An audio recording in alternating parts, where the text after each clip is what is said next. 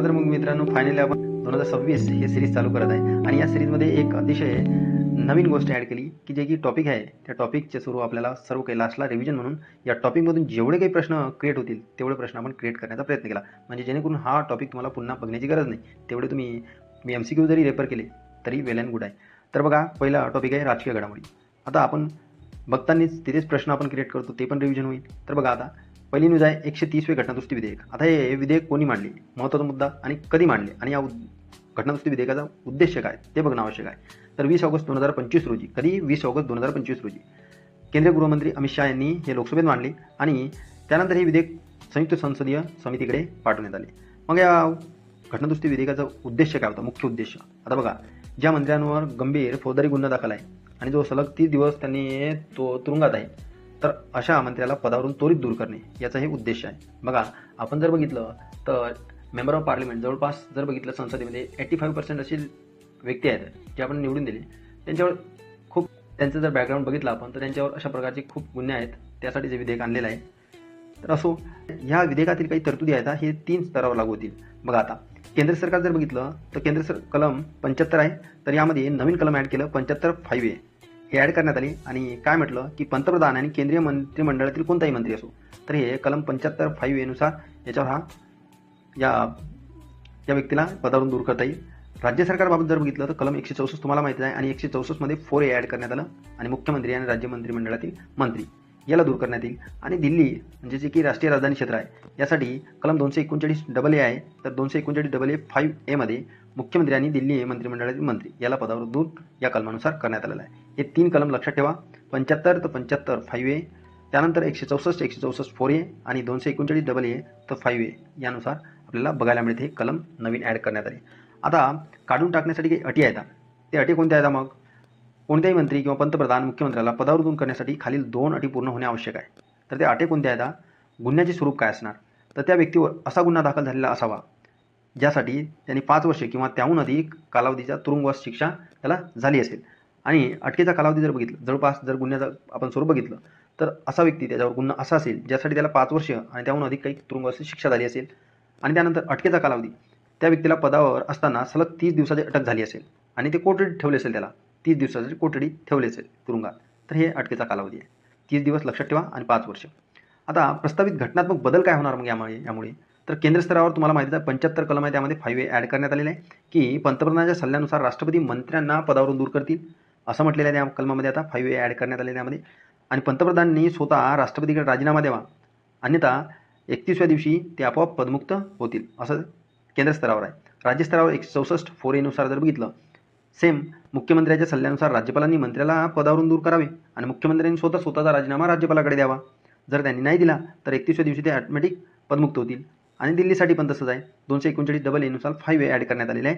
तर मुख्यमंत्र्याच्या सल्ल्यानुसार राष्ट्रपतींनी मंत्र्याला पदावरून दूर करावे आणि मुख्यमंत्र्यांनी स्वतः राजीनामा द्यावा. जर नाही दिला तर 31व्या दिवशी ते आपोआप पदमुक्त होईल. अशा पद्धतीने महत्त्वाच्या बाबी आपल्याला बघायच्या होत्या या विधेयकामध्ये, आणि हार्डली 5 ते 7 बाबी आहेत महत्त्वाच्या. हे कलम नवीन ॲड झालेले आहे आणि कधी स्टार्ट करण्यात आलेले, कधी दाखल करण्यात आलेले हे विधेयक, आणि कुठे लोकसभेत, तर कोणी केलं? अमित शहा यांनी. मुख्य उद्देश मंत्र्यावर गंभीर फौजदारी गुन्हे असेल त्यांना पदावर दूर करायचं हे उद्देश आहे.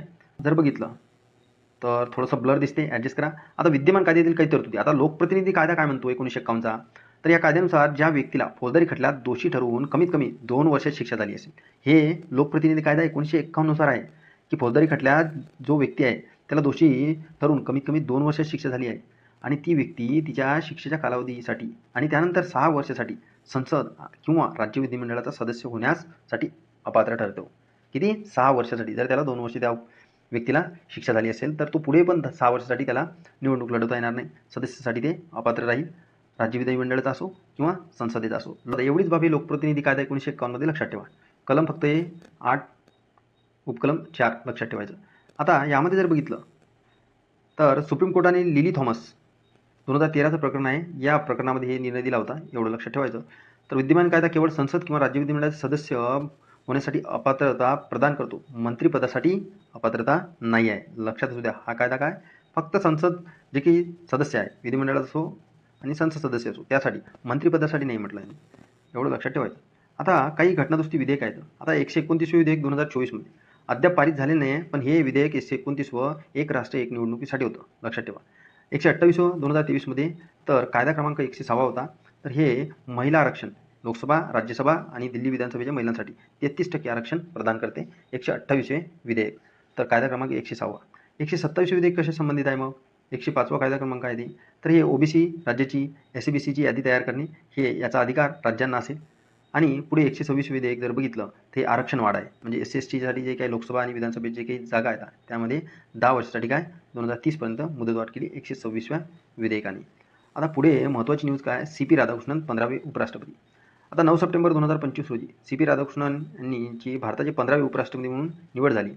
आता जर बघितलं आपण तर विरोधी कोण होते हे आपल्याला काही महत्त्वाचं नाही आहे, फक्त सुदर्शन रेड्डी लक्षात ठेवा, त्यांचे मतपराभव काही विचारत नाही आपल्याला, फक्त एवढं लक्षात ठेवायचं 15व्या क्रमांकाचे उपराष्ट्रपती कोण झालेले आहेत, CP राधाकृष्णन. लक्षात असू द्या, कोण, CP राधाकृष्णन. आता जगदीप धनखड याआधी राष्ट्रपती होते, मग काय झालं, यांनी राजीनामा दिला. आता यांनी राजीनामा दिला तर हे राजीनामा देणारे तिसरे राष्ट्रपती ठरले, स्वतःहून राजीनामा देणारे उपराष्ट्रपती.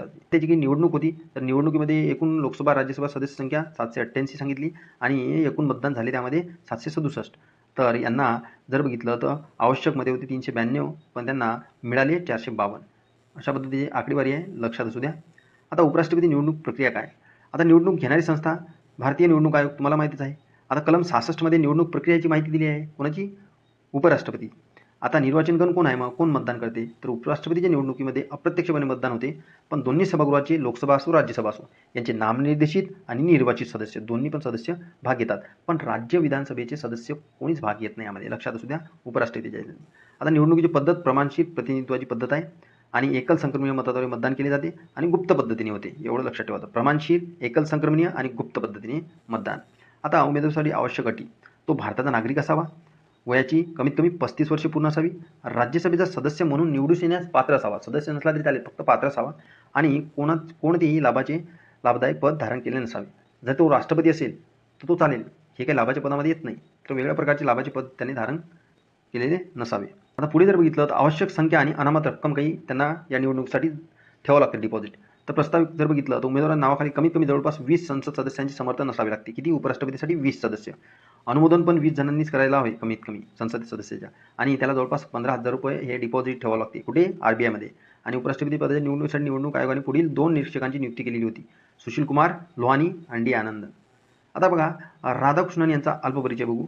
चंद्रपुरम पोन्नावरी राधाकृष्णन यांचं नाव आहे, एवढं काही नाही, फक्त एवढं लक्षात ठेवा, BB हे त्यांनी डिग्री केलेली आहे. राजकीय पक्ष भारतीय जनता पक्ष.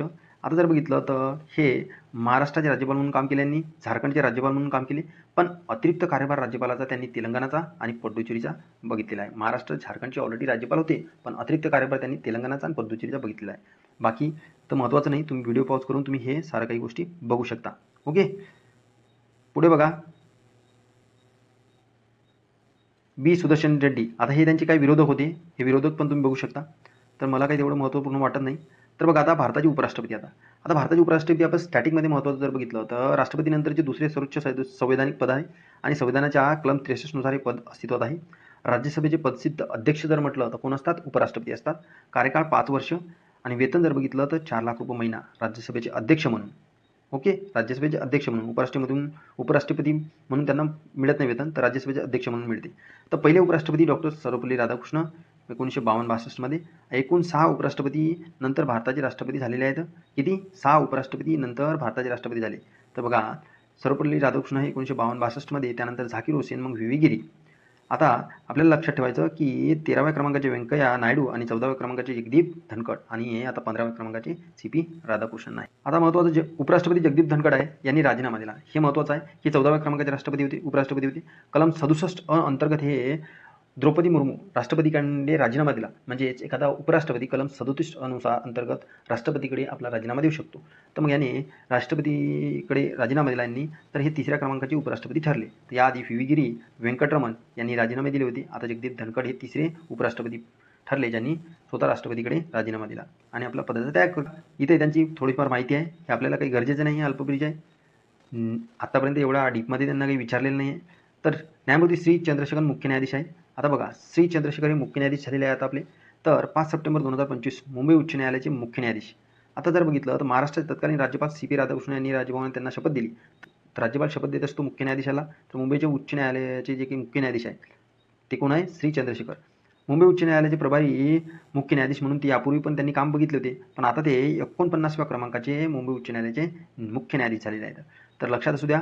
47व्या क्रमांकाचे तरी लक्षात ठेवा, देवेंद्र कुमार उपाध्याय. 48व्या क्रमांकाचे आलोक आराध्य. आता महत्त्वपूर्ण काय बाबा आहे की पहिले भारतीय मुख्य न्यायाधीश म्हणून MC छागला आणि पहिल्या महिला मुख्य न्यायाधीश म्हणून सुजाता मनोहर होत्या. लक्षात असू द्या. छागला व्यक्ती म्हणून तर महिला म्हणून सुजाता मनोहर. यांचा अल्पपरिचय LLB दिल्ली विद्यापीठातून केलेली आहे त्यांनी वकील म्हणून, आणि त्यासोबत जर बघितलं तर रांची झारखंडमध्ये त्यांचा जन्म आहे. आता जर बघितलं तर झारखंडचे उच्च न्यायालयाचे अतिरिक्त न्यायाधीश म्हणून काम केलं. राजस्थान उच्च न्यायालयात बदली झाली त्यांची. झारखंड राजस्थान एवढं लक्षात ठेवा फक्त त्यांच्या बाबतीत. कोल्हापूरमध्ये फिरते खंडपीठ. आता भारताचे सरन्यायाधीश भूषण रामकृष्ण गवई. तर भूषण गवई यांनी कोल्हापूर जिल्ह्यातील मुंबई उच्च न्यायालयाचे सर्किट खंडपीठाचे उद्घाटन केलेले आहे. आता मुंबई उच्च न्यायालयाचे एक खंडपीठ होणार ते आहे कोल्हापूरमध्ये सर्किट बेंच म्हणून. 18 ऑगस्ट 2025 पासून ते कार्यरत झाले आणि या खंडपीठाच्या अधिकार क्षेत्रात 6 जिल्ह्यांचा समावेश होतो. आता ते कोणते कोणते 6 जिल्हे होते की या खंडपीठाच्या अधिकार क्षेत्रात 6 जिल्ह्यांचा समावेश होतो, ते कोणते जिल्हे आहेत? मग आता लक्षात कसं ठेवायचं? कोल्हापूर आहे, सोलापूर आहे, दोन्ही व्यवस्थित लक्षात राहते. कोल्हापूर सोलापूर, सातारा सांगली आणि रत्नागिरी सिंधुदुर्ग हे दक्षिण कोकणातील 2 जिल्हे. लक्षात असू द्या. कोल्हापूर सोलापूर, सातारा सांगली आणि रत्नागिरी सिंधुदुर्ग हे 6 जिल्ह्यांचा या खंडपीठामध्ये समावेश होतो. बाकी आपल्याला काही एवढं गरजेचं वाटत नाही आहे, ते तुम्ही बघू शकता. आता बघा, मुंबई उच्च न्यायालयाचे विद्यमान खंडपीठ कुठे कुठे आहे? मग 1956 पासून नागपूरमध्ये, छत्रपती संभाजीनगर 1984 पासून आणि पणजी गोव्यामध्ये 1982 पासून हे 3 खंडपीठ होते. आता हे 4थे सर्किट बेंच म्हणून कोल्हापूर या ठिकाणी झालेले आहे. आता खंडपीठ स्थापन करण्याची आवश्यक अटी काय आहे हे महत्त्वपूर्ण आहे. तर राज्य पुनर्रचना अधिनियम 1956चा कलम 51(2) नुसार जर बघितलं, राज्य सरकारने प्रस्ताव दिलेला असावा. यासाठी जर राज्य सरकार प्रस्ताव देते आणि मग उच्च न्यायालयाचे मुख्य न्यायाधीश यांची संमती पण तिथे द्यायला हवी आणि राज्याच्या राज्यपालाची संमती पण तिथे असायला हवी.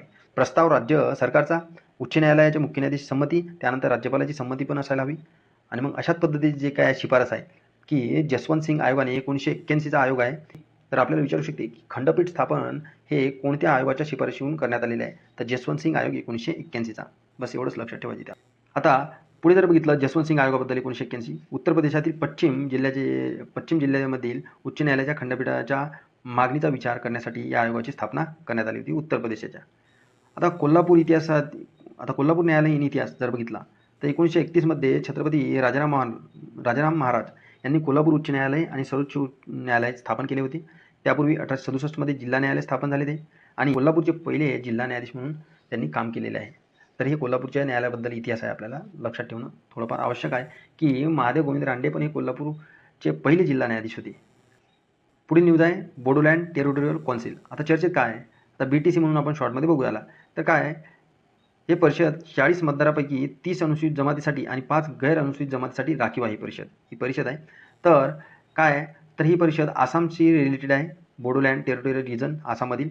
तर यांनी राज्यघटनेच्या 6व्या अनुसूची अंतर्गत आपल्या जमिनीच्या नोंदणी पूर्णपणे डिजिटल करणारी पहिली आदिवासी परिषद ठरलेली आहे की पूर्ण आपल्या जमिनीच्या नोंदणी डिजिटल केल्या यांनी. तर BTC लक्षात ठेवा. काय? बोडोलँड टेरिटोरियल रिजन हे कोणत्या राज्यामध्ये? ते आसामचा आहे. 6व्या अनुसूचित अंतर्गत 2003 मध्ये बोडोलँड टेरिटोरियल कौन्सिलची स्थापना करण्यात आली 2003 मध्ये. पार्श्वभूमी याची आहे की 2003 मध्ये स्थापना झाली बोडो करारांतर्गत आसाममध्ये येते आणि जवळपास रचना 46 सदस्य आहेत, 40 निवडून दिलेले आहेत आणि 6 नामनिर्देशित. ओके. आणि 2020 मध्ये बोडो करार झाला होता. ओके. तर अशा पद्धतीने आपल्याला BTC बघायला मिळते. बाकी महत्त्वाच्या बाबी तुम्ही बघू शकता व्हिडिओ पॉज करून, काही गरजेचं नाही त्यामध्ये. आता नरेंद्र मोदी यांचा विक्रम. आता नरेंद्र मोदी यांनी विक्रम मोडलेला आहे, पण कुणाचा? इंदिरा गांधी यांचा विक्रम मोडलेला आहे. इंदिरा गांधी 11 वर्ष 59 दिवस, तर आता नरेंद्र मोदी यांना झाले 11 वर्ष 60 दिवस. पण पंडित जवाहरलाल नेहरू 16 वर्ष 286 दिवसाचा विक्रम त्यांचा कायमच आहे. ओके. तर हे एवढंच लक्षात ठेवायचं की पंतप्रधान नरेंद्र मोदी यांनी कोणत्या पंतप्रधानाचा विक्रम तोडला? तर ते आहे इंदिरा गांधी यांचा. तर महाराष्ट्र विशेष जनसुरक्षा विधेयक 2024, तर Maharashtra special public security bill 2024 Devendra Fadnavis यांनी मांडले होते. आता हे मंजूर झाले. तर या बिलाचा उद्देश काय? तर डाव्या अतिरेकी संघटना किंवा तत्सम गटांच्या बेकायदेशीर कारवाया रोखणे. जे की अतिरेकी संघटना आहेत त्यांना बेकायदेशीर ठरवणे. तर या कायद्यानुसार बेकायदा संघटनांच्या सदस्यांना 2 ते 7 वर्षाच्या तुरुंगाची शिक्षा होऊ शकते जर सदस्य असेल त्या संघटनेचा. कायद्यांतर्गत होणारे गुन्हे दखलपात्र व जमीनपात्र स्वरूपाचे असतील आणि बेकायदेशीर घोषित करण्याचा अधिकार हे राज्य सरकारचा राजपत्रित अधिसूचना प्रकाशित करून कोणत्याही संस्थेला ते बेकायदेशीर म्हणून घोषित करू शकतात. आता राज्य सरकार, हे राज्य सरकारचा अधिकार आहे, लक्षात द्या. आता अधिसूचनेचा कालावधी. मग जर सल्लागार मंडळाने पुष्टी केल्यास घोषणा 1 वर्षाच्या कालावधीसाठी लागू राहील आणि पुढील आढावा घेऊन ते एक वेळ पुन्हा 1 वर्षासाठी ते वाढवण्यात येईल. हे अधिसूचनेचा कालावधी आहे. आता सल्लागार मंडळ काय आहे मग? या मंडळात 3 व्यक्तीचा समावेश असेल. कोणते? तर हे सदस्य उच्च न्यायालयाचे न्यायाधीश आहेत किंवा होते किंवा न्यायाधीश म्हणून नियुक्ती होण्यास पात्र आहेत. यापैकी एकाची नियुक्ती अध्यक्ष म्हणून केली जाईल. तर लक्षात असू द्या, महत्त्वाची बाब ही आहे की हा कायदा करणारे महाराष्ट्र आता कितव्या क्रमांकाचे? 5व्या क्रमांकाचे राज्य ठरले. पहिले छत्तीसगड, तेलंगणा, आंध्र प्रदेश आणि ओडिशा. आता त्यानंतर ओडिशानंतर Maharashtra special public security bill pass करणारे महाराष्ट्र 5वे राज्य. पुढे जर बघितलं तर गुन्हे आणि शिक्षा आहेत. तर बेकायदेशीर कृतीचा प्रकार याबद्दल गुन्हे जर बघितलं तर काय? जर बेकायदेशीर कृती केली, तुम्ही प्रोत्साहन दिलं, काही कट रचला, तर त्यासाठी 7 वर्षापर्यंत शिक्षा आणि 5 लाख रुपये दंड. जर एखादी बेकायदेशीर संस्था आहे त्याचे सदस्य झाले किंवा त्यासोबत व्यवस्थापन आणि आर्थिक योगदान दिलं त्या संस्थेला, तर 3 वर्ष तुम्हाला शिक्षा आणि 3 लाख रुपये दंड. आणि त्याचसोबत सदस्य नसतानाही योगदान, मदत, आश्रय तुम्ही देता त्यांना, तर 2 वर्षापर्यंत तुम्हाला शिक्षा, 2 लाख रुपये दंड, आश्रय जर दिला तर. आता हे जिल्हाधिकारी किंवा पोलीस आयुक्त हे बेकायदेशीर कारवाईसाठी वापरले जाणारे कोणतेही ठिकाण अधिसूचित करू शकतात. कोण? जिल्हाधिकारी आणि पोलीस आयुक्तांना अधिकार दिलेला आहे. आता लोकपालांचे नवीन ब्रीदवाक्य. भारतीय लोकपालाने 11 जून 2025 रोजी नागरी सशक्तीकरण, भ्रष्टाचार उदारीकरण हे जर बघितलं तर हे काय आहे? यावेळेसची त्यांचं ब्रीदवाक्य आहे, थीम आहे. एम्पॉवर सिटीजन्स, एक्सपोज करप्शन हे नवीन ब्रीदवाक्य त्यांनी स्वीकारलेलं आहे. याआधी कोणते होते मग त्यांचे ब्रीदवाक्य? मा ग्रीदा कस्यस्विद धनम, म्हणजे ईशा उपनिषदातील हे होते. लक्षात ठेवा, मा ग्रीदा हे आधी होते. आता लोकपाल जर बघितलं तर स्थापना 16 जानेवारी 2014 मध्ये झाली आणि कायदा जर बघितलं तर लोकपाल लोकयुक्त अधिनियम 2013चा कायदा आहे, 2014 मध्ये स्थापना झाली. आता लोकपालाची संरचना जर बघितलं, एक अध्यक्ष, ते अध्यक्ष माजी सरन्यायाधीश किंवा सर्वोच्च न्यायालयाचा एखादा न्यायाधीश असतो आणि 8 सदस्य असतात. त्यामध्ये न्यायिक 4 असतात आणि लॉच्या गैरफील्ड जर बघितलं तर 4 वेगळे असतात. आता एकूण सदस्यापैकी किमान 50% सदस्य SC, ST, OBC, महिला आणि अल्पसंख्याक या गटातून असायला पाहिजे 50% सदस्य. आता यावेळेस जर बघितलं लोकपाल म्हणून पहिले जर बघितलं अध्यक्ष आपले लोकपाल पहिले पिनाकी चंद्र घोष, सध्या कोण आहे तर अजय खानविलकर, हे आपले लोकपाल आहेत. आता यांची निवड समिती पण महत्त्वाची आहे. निवड समितीमध्ये विचारू शकते आपल्याला स्टॅटिकवर, तर पंतप्रधान असणार, मोठे मोठे पद आहेत, लोकसभेचा अध्यक्ष, त्यानंतर लोकसभेचा विरोधी पक्षनेता आणि मग भारताचे सरन्यायाधीश आणि एक प्रख्यात कायदेमंडित, हे त्याचे काय निवड समितीमध्ये आहे. अधिकार क्षेत्र पंतप्रधान, मंत्री, काय केंद्रीय मंत्री, खासदार आणि गट अ ब क ड वर्गातील अधिकारी, या साऱ्या बाबी काय आहे अधिकार क्षेत्राच्या आहेत. आता हे जर बघितलं आपण, भारतीय लोकपाल हे पद स्वीडनमधील ऑम्बुड्समन संकल्पनेवर काय आधारित आहे, हे तुम्हाला माहिती असेल सर. आता राष्ट्रीय आणीबाणी जर बघितलं तर 50 वर्षे पूर्ण, राष्ट्रीय आणीबाणीला आता 50 वर्षे पूर्ण झाली. मग कधी? तर 25 जून 1975 रोजी देशात लागू झाली होती राष्ट्रीय आणीबाणी. हिला 50 वर्षे पूर्ण झाली. 2024 मध्ये भारत सरकारने 25 जून हा दिवस संविधान हत्या दिन म्हणून घोषित केला. आता आणीबाणीबद्दल जर सांगायचं म्हटलं तर 25 जून 1975 ते 21 मार्च 1977 म्हणजे ते 77 म्हणजे 2 वर्षाचा कालावधीमध्ये ही राष्ट्रीय आणीबाणी होती. कलम 352 अंतर्गत राष्ट्रीय आणीबाणी लागू केली जाते. तर हे आणीबाणी 1975 मध्ये लागू झाली. त्याचे कारण जे होतं अंतर्गत अशांतता. आता घोषणा फखरुद्दीन अली अहमद राष्ट्रपती होते यावेळेस केली त्यांनी, पण ती इंदिरा गांधीच्या काळामध्ये झाली होती. एवढं लक्षात ठेवायचं. ती यावेळेस कोण होते तर राष्ट्रपती, तर फखरुद्दीन अली अहमद, आणि कोण सरकार होतं? इंदिरा गांधी. आता तेलंगणामध्ये SC वर्गीकरण लागू आहे. तेलंगणा सरकारने अनुसूचित जाती म्हणजे SCचे वर्गीकरण अंमलबजावणी करण्यास अधिसूचना जारी केलेली आहे. तर हे डॉक्टर बाबासाहेब आंबेडकरांची जयंती म्हणून 14 एप्रिल 2025 रोजी प्रसिद्ध केले त्यांनी. आता तेलंगणा हे पहिले राज्य ठरले जे की SC आरक्षणाचे असे वर्गीकरण अंमलबजावणी करणारे राज्य, पहिले तेलंगणा.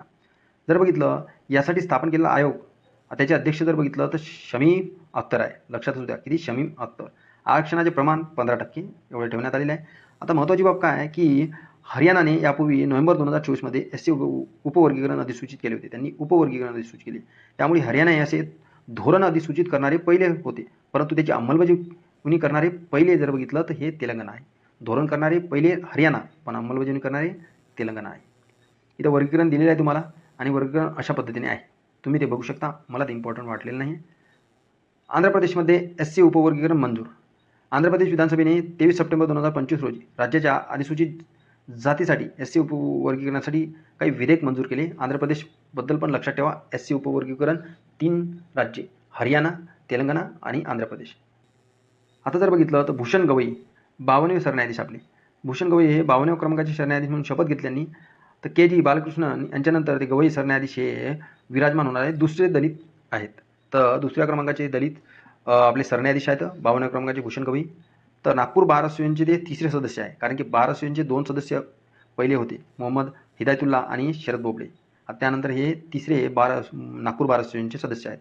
गवई हे भारताचे पहिले बौद्ध सरन्यायाधीश म्हणून ठरलेले आहे आणि भूषण गवई जर बघितलं तर अल्पपरिचय म्हटला तर आपल्या अमरावती नागपूर महानगरपालिकेत त्यांनी विद्यापीठाची स्थायी वकील केली होती त्यांनी, आणि अमरावतीमध्ये त्यांचा जन्म झाला. आता महत्त्वाचं काय यामध्ये ते नागपूर खंडपीठात सहकारी म्हणून वकील त्यांनी काम केलं होतं, हेच आहे. बाकी तर काही नाही, तुम्ही व्हिडिओ पॉज करून बघू शकता, तेवढं काही महत्त्वाचं नाही. आणि मी तुम्हाला सांगा, व्हिडिओ पॉज करून बघायचं असं वाटत नाही की तुम्ही ते बघावंच म्हणून, कारण की ते काही गरजेचे नाही ते न्यूज. आधीच मी ते डिटेलमध्ये बघितलेले आहेत, तर ते महत्त्वाचे नाही आहे, मी तुम्हाला सांगत आहे फक्त. आता इथून आपल्याला प्रश्न बघायचे आहेत, ते प्रश्न आपण बघून घेऊया, रिव्हिजन होईल आपली. 130वे घटनादुरुस्ती विधेयक 2025 लोकसभेत कोणी मांडले? अमित शहा यांनी. फास्ट घेऊ आपण. 130वे घटनादुरुस्ती विधेयक लोकसभेत कधी मांडण्यात आले? तर 20 ऑगस्ट 2025. केंद्र सरकारसाठी कोणत्या कलमात सुधारणा प्रस्तावित आहे? तर कलम 75. कलम 75 मध्ये आता 5A ॲड करण्यात आलेले आहे. राज्य सरकारसाठी कोणत्या कलमात सुधारणा मग? 164. तर 4A ॲड करण्यात आले राज्य सरकारसाठी. 130वे घटनादुरुस्ती विधेयक 2025 लोकसभेत कोणी मांडले? अमित शहा यांनी मांडले. रिपीट झालं असेल. 130वे घटनादुरुस्ती विधेयक लोकसभेत कधी मांडण्यात आले? तर 20 ऑगस्ट 2025 रोजी. या विधेयकाचा मुख्य उद्देश काय आता? दोषी मंत्र्यांना पदावरून दूर करण्याची तरतूद आहे यामध्ये. केंद्र सरकारसाठी कोणत्या कलमात सुधारणा प्रस्तावित आहे? तर केंद्र सरकारसाठी कलम 75 मध्ये सुधारणा आहे 5A नुसार. राज्य सरकार 164 नुसार 4A नुसार. दिल्ली राष्ट्रीय राजधानी क्षेत्र यासाठी जर बघितलं तर कलम कोणते आहे? 239 AA. यामध्ये आता हे 5A ॲड करण्यात आलेले आहे. आता जर बघितलं तर कलम 75 5A कोणाशी संबंधित आहे? आताच बघितलं आपण पंतप्रधान केंद्रीय मंत्रिमंडळ, कारण केंद्राशी संदर्भात आहे. आता 164 4A कशा संबंधित आहे? मुख्यमंत्री आणि राज्य मंत्रिमंडळ, कारण की राज्य सरकारशी संबंधित आहे. कलम 239 AA 5A तर काय आहे? तर दिल्लीचे मुख्यमंत्री आणि मंत्रिमंडळाशी संबंधित आहे. या विधेयकानुसार मंत्रिपदावरून दूर करण्यासाठी गंभीर गुन्ह्याची किमान किती वर्षाची शिक्षेची तरतूद आहे? किमान किती वर्षाची आहे? तर किमान ही 5 वर्षे शिक्षेची तरतूद आहे. आणि जवळपास पदावर असताना 30 दिवस जर त्याला कोठडी झाली असेल तर त्यावरून. मंत्री पदावर दूर करण्यासाठी दुसरी आवश्यक अट कोणती आहे मग? तर दुसरी आवश्यक अट सलग 30 दिवसाची कोठडी. केंद्रीय स्तरावर मंत्र्याला पदावर दूर करण्याचा अधिकार कोणाला असेल मग? केंद्र स्तरावर कोणाला असणार आहे? राष्ट्रपती आपले पंतप्रधानांच्या सल्ल्यानुसार. आणि राज्यस्तरावर पदावरून दूर करण्याचा अधिकार कोणाला? राज्यपाल मुख्यमंत्र्यांच्या सल्ल्यानुसार. तर दिल्लीतील मंत्र्याला पदावर दूर करण्याचा अधिकार कोणाला असणार मग? राष्ट्रपती मुख्यमंत्र्यांच्या सल्ल्यानुसार. तर मंत्र्याने स्वतः राजीनामा न दिल्यास कितव्या दिवशी पदमुक्त होईल? तर जर बघितलं तर 30 दिवस कोठडी आहेत, त्यावेळी त्या पदावर असताना 30 दिवस त्याला तुरुंगवास झाला, तर त्यांनी पदावरून त्यांना जर राजीनामा दिलाच नाही स्वतः, तर ते 31व्या दिवशी स्वतः पदमुक्त होईल. पूर्णनियुक्ती कशी शक्य होईल? पूर्णनियुक्ती जर न्यायालयीन प्रक्रिया पूर्ण होऊन आवश्यक अटी पूर्ण झाल्यावर जर न्यायालयांना कळलं तर ते पूर्णनियुक्त होऊ शकतात. 130वे घटनादुरुस्ती विधेयक कोणत्या समितीकडे पाठवण्यात आले? तर हे संयुक्त संसदीय समिती. या विधेयकाचा संबंध मुख्यतः कोणाशी आहे? तर हे विधेयक जर बघितलं तर मंत्रिपदावरून अपात्रता आणि पदमुक्ती करण्यासाठी. तर विधेयक 30 दिवस हा उल्लेख कशाशी संबंधित आहे? तर 30 दिवसाचा उल्लेख या विधेयकात जर बघितलं सलग कोठडीचा कालावधी. तर प्रस्तावित घटनादुरुस्ती कोणत्या 3 स्तरांशी संबंधित आहे? केंद्र, राज्य आणि दिल्ली राष्ट्रीय राजधानी या संबंधात. लोकप्रतिनिधित्व कायदा 1951. तर किती वर्षाची शिक्षा झाल्यास सदस्य अपात्र ठरतो? तर इथे सरळ आहे 2 वर्ष शिक्षा या लोकप्रतिनिधी कायद्यानुसार 1951च्या. शिक्षा पूर्ण झाल्यानंतर अपात्र आणखी किती वर्ष कायम राहील? तर 6 वर्ष कायम राहील अपात्रते, हे लोकप्रतिनिधी कायद्यानुसार. लोकप्रतिनिधी कायदा जर बघितलं 1951 कोणाशी संबंधित आहे? तर निवडणूक आणि सदस्यांची अपात्रता या संबंधित आहे. 129वे घटनादुरुस्ती विधेयक कशा संबंधित आहे? तर एक राष्ट्र एक निवडणूक. बरं का, एक राष्ट्र एक निवडणूक यासाठी एक समिती नेमण्यात आली, त्याचे अध्यक्ष कोण होते? मग कोणाच्या यांच्यामध्ये अंडरमध्ये नेमण्यात आली होती? कमेंट करून सांगू शकतो. 128वे घटनादुरुस्ती विधेयक मुख्य उद्देश काय होता? तर 128वे घटनादुरुस्ती विधेयकाचा मुख्य उद्देश महिला आरक्षण, 33% आरक्षण लोकसभा विधानसभामध्ये. तर 128वे घटनादुरुस्ती विधेयक महिलांना किती टक्के आरक्षण? तर 33%. 127वी घटनादुरुस्ती हे कशा संबंधित आहे मग? 127वी घटनादुरुस्ती हे राज्यांना SC-BC आणि OBC यांची काय याद्या तयार करणे हे राज्य सरकारचा अधिकार असेल. 126वे घटनादुरुस्ती विधेयक 2019 कशा संबंधित आहे का? तर हे SC-ST आरक्षण मुदतवाढ देण्यात आलेली आहे 10 वर्ष पुढे 2030 पर्यंत. भारताचे 15वे उपराष्ट्रपती कोण आहेत मग? CP राधाकृष्णन. जगदीप धनखड हे 14वे. CP राधाकृष्णन यांना उपराष्ट्रपती पद शपथ कोणी दिली आहे? CP राधाकृष्णन यांना उपराष्ट्रपती शपथ जर बघितलं तर राष्ट्रपती. निवडणूक कोण आयोजित करते? तर ते भारतीय निवडणूक आहे. उपराष्ट्रपती निवडणुकी मतदान कोण करतात? तर ते लोकसभा राज्यसभेत दोन्ही सभागृहातील सदस्य. तर राष्ट्रपती निवडणुकीत राज्य विधानसभेचे सदस्य मतदान करतात का? तर उपराष्ट्रपती निवडणुकीत राज्य विधानसभेचे मतदान करत नाहीत. उपराष्ट्रपती निवडणुकीत कोणती मतदान पद्धती वापरली जाते? तर ते प्रमाण प्रतिनिधित्व, एकल संक्रमणीय पद्धत, गुप्त पद्धतीने मतदान होते. तर आपण ह्या साऱ्या बाबी प्रश्नाच्या स्वरूपात रिव्हिजन करण्याचा प्रयत्न केला. जर यामध्ये एक्स्ट्रा आपण जर क्वेश्चन ॲड करण्याचा प्रयत्न करतो म्हणलं तर थोडासा व्हिडिओ थोडासा लेंदी होईल, तर आपण ते नेक्स्ट व्हिडिओपासून स्टार्ट करण्याचा प्रयत्न करू. कारण की जास्तीत जास्त क्वेश्चन रिव्हिजन झाले पाहिजेत आपल्याला. जेवढा काही टॉपिक झाला तर टॉपिक आपण कमी कव्हर करण्याचा प्रयत्न करू. पण त्या टॉपिकमधून जेवढे काही प्रश्न वेगवेगळ्या अँगलनं तयार होईल तेवढ्या वेगवेगळ्या अँगलनं प्रश्न तयार करण्याचा प्रयत्न करू. मोस्ट ऑफ दी क्वेश्चन आपल्याला MCQ फॉर्ममध्ये आणि MCQ फॉर्ममध्ये पेपर, तर थिअरी वाचून काही आपल्याला तेवढं काही परवडणार नाही. म्हणून आपण MCQ फॉर्ममध्येच जास्तीत जास्त स्टडी केलेली बरी. तर भेटू आपण नेक्स्ट व्हिडिओमध्ये. व्हिडिओ जर आवडला तर लाईक करा आणि मित्रांसोबत शेअर करा. तुमच्या काही प्रतिक्रिया, तुमचे सजेशन असेल तुम्ही सांगू शकता कमेंट बॉक्समध्ये मित्रांनो.